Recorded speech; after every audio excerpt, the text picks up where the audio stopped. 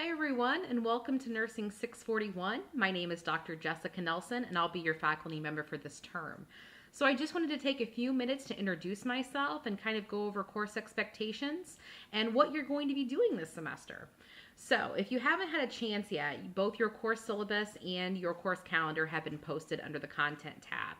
And what I want you to do is make sure that you understand kind of what the requirements are for the course and due dates and things like that. So the course calendar really kind of helps break out everything and when those due dates are. So everything for the week is always due on Saturday by 11:30 p.m. Eastern Standard Time, with the exception of your discussion board. So each time you have a discussion board, and again, there are 10 discussion boards for the class that constitute 25% of your grade. Each week that you have a discussion board that's due, your initial post, which means the post that you're going to be responding to and answering those initial questions, is always due by Thursday of each week by 11:30 p.m. Eastern Standard Time. I always want that initial post due because it gives your audience or your readers, your peers, an opportunity to get in and read that post, and then they have until Saturday to respond to two of their peers. So again, 3 posts total each time you have a discussion board, but the initial response due on Thursday with 2 follow-up peer responses due on Saturday. And again, 25% of your grade, so that's a big chunk, and people often underestimate the discussion board. You have to think about a discussion board, again, because we're all going to be educators here, right? The discussion board really takes the place of that seat time, okay? So they need to be robust conversations that we're having. And what I mean by robust is bringing ideas to the table, not only, when you respond to people, but an initial response. So I want all 3 of your posts for the week to be well supported with content from the week, whether it's the textbook or peer-reviewed articles, journals, things like that, okay? So again, when you respond to your peers, you're not just saying something like, oh, good job. I want you to say, hey, good job, but did you think about this? Or, hey, what about this? And being able to add some documentation, some evidence to your opinions, okay? So support your opinions with evidence, and that will earn you the full credit for each week. Okay.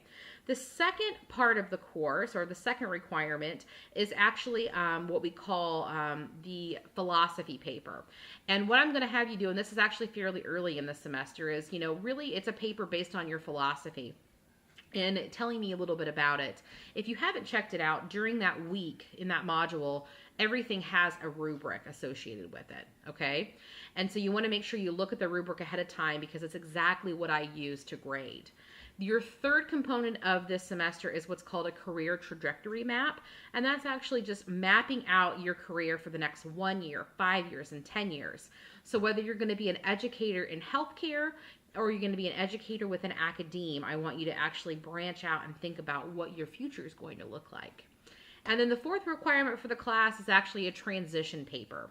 You're going to tell me exactly your plans for transitioning, the challenges and opportunities, and what it's going to be like from going from that baccalaureate prepared nurse to that advanced practice educator. So the course kind of takes, a little bit different direction. It's going to not only let you know what the role is of the healthcare educator, but also the role of the academe educator. And so my area of expertise, so aside from being adjunct faculty, part-time faculty here at St. Joe's, I actually am a chairperson for Indiana State University. I chair a department. I actually chair a completion department. So I have an RN to BSN and an LPN to BS, and it's actually entirely online. I have the only LPN to BSN that's delivered asynchronously online. We're in about 30 states. So I've been in education now for the past 6 years. Before that, full-time, I was actually a part-time educator doing a lot of adjunct work while I was also a clinical healthcare provider. So my background, if you look, my master's was actually in administration, and then my doctorate was focused on education. But primarily my career was spent with the Department of Veteran Affairs. So I started out as a staff nurse, worked my way up to a nurse manager, and then began my education experience because I did a lot of clinical adjuncting, and then branched over into full-time education with an academe when I got my doctorate degree.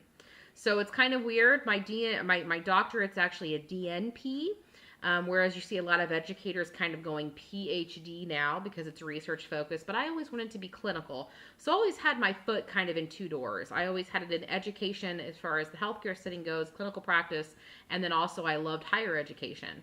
So I've got experience in both, and I love teaching so much. I've taught at the graduate level, I've taught at the undergrad level, face to face, your traditional setting, and then I've also taught online for a long time. So I have a lot of experience that I love to share with people. I also just want to ensure that when you're through with this class, you really have a better appreciation for what education is in both realms, whether it's healthcare or whether it's higher ed.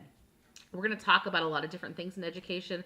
We're going to talk about the three roles of faculty, whether it's service, scholarship, or teaching. Talk a little bit about some challenges within education and that faculty role, things like academic integrity and distance technologies. We'll also talk about, certification. A lot of you, when you get out of here, are going to be eligible to sit for the Certified Nurse Educator exam. So the course has a lot of variety to it. My hope, again, is to just help you really kind of look at what the role is going to be like, how that role is going to look for you individually when you get out of here, and then answer any questions that you have. Towards the end of the term, what I like to also do is get some feedback from students, and I do a final lecture. So if there's anything that along the way you want more information on, or maybe something that I don't touch upon, please give me some ideas, because I love to leave you guys with a final lecture that's kind of made by you. And then in addition, just some things to just keep in mind too. As far as late assignments go, I don't take them. However, if you work with me ahead of time, if you have a vacation planned, if you have, a life event happening that please let me know. I'll always try to work with you to provide extensions. And I know emergencies happen, so no big deal. Okay, no worries. And then in addition, if there's anything that I can help you with along the way, as far as, if writing is just not your strong suit and you really want me to take a look at a rough draft, you want me to check it over for APA or just sentence structure or scholarly writing kinds of things, no problem.